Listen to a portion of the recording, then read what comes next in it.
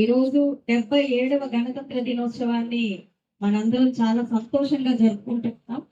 అయితే 1947 మనకి స్వాతంత్రం వస్తే 2.5 సంవత్సరాలు తర్వాత అంటే 1950లో ఈ రిపబ్లిక్ డే జరుపుకుంటూ ఉన్నాం.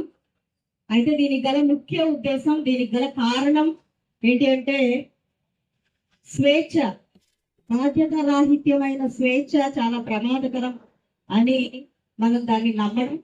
ఆ సూక్తిని ఆధారితమే ఈ గణతంత్ర దినోత్సవం యొక్క స్ఫూర్తి.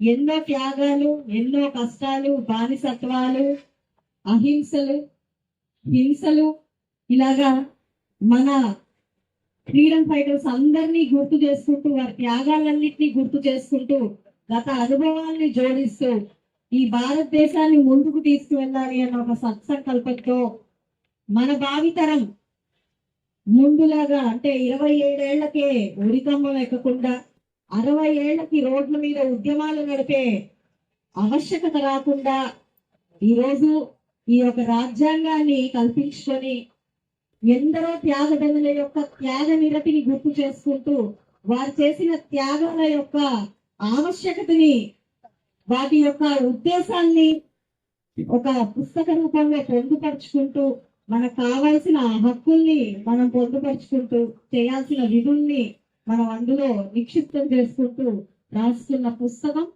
ప్రతి భారతీయుడి యొక్క భగవద్గీత, రాజ్యాంగం.